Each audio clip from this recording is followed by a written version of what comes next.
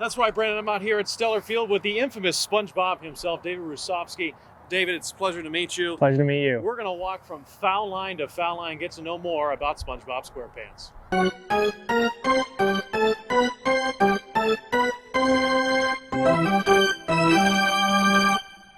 So you were pretty much a undiscovered celebrity in Cleveland during that Guardian run. What was it like for you to get all that attention out of nowhere? It was pretty surreal, honestly. I really haven't gotten that much attention, at least to that extent. So to be on national television twice in a matter of days was pretty crazy, I'd say. I was not expecting to get that much attention from that, honestly.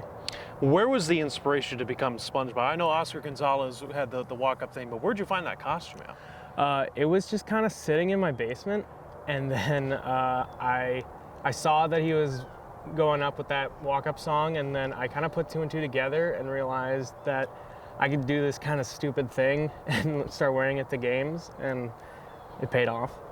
Now, obviously, I think you were discovered famously for Game 2 after Oscar hit that walk-off home run, and the camera pans immediately to you, and you're in that outfit, and you're going crazy with the fans in left field.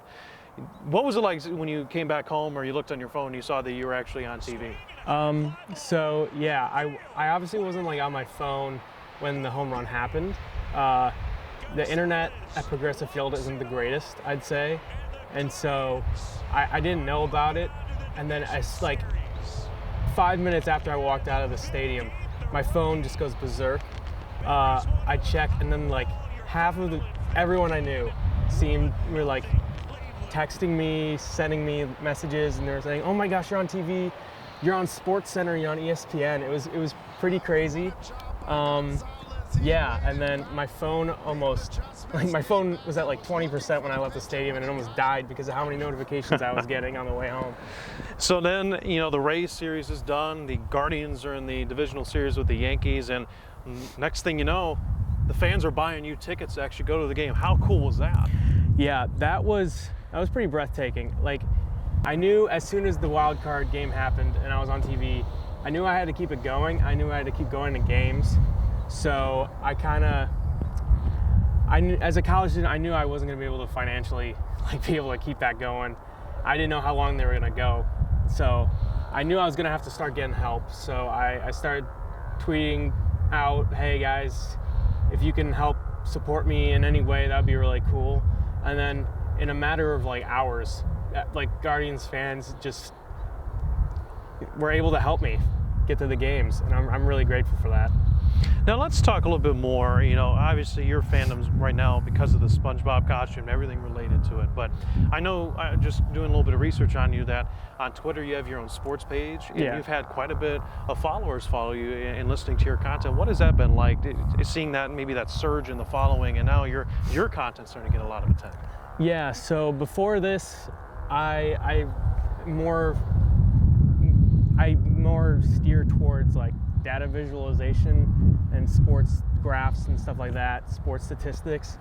So I had a little bit of a following, but obviously my following almost tripled in the time of those two games. And so I'm hoping to go back into that. I didn't want to make SpongeBob my whole identity. I didn't want to just be I'm the SpongeBob guy and that's it. I wanted to be more diverse in what I was doing. So maybe now Cleveland, they found that you were kind of their lucky charm in a way with the SpongeBob costume. What if somehow next year we get to the season and someone has a different theme music? You're going to find a different costume, trying to keep that lucky charm aspect going? I don't think that's going to be the case. If he keeps doing SpongeBob and they had managed to make the playoffs again, I'll definitely wear it again and try and get the spark going again.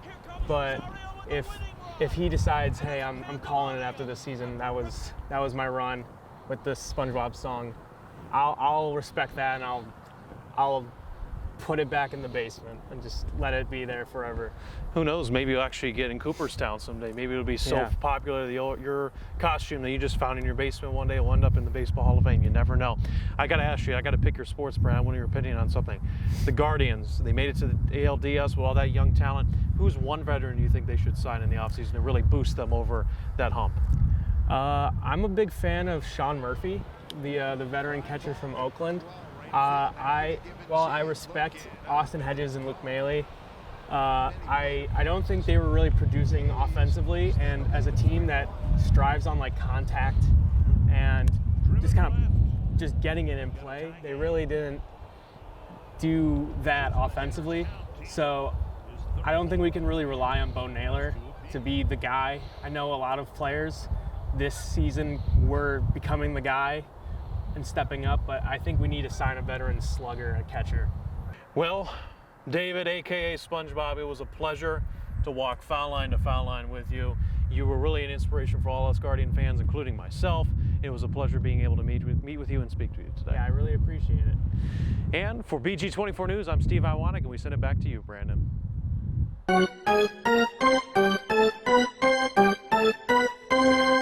Thank you.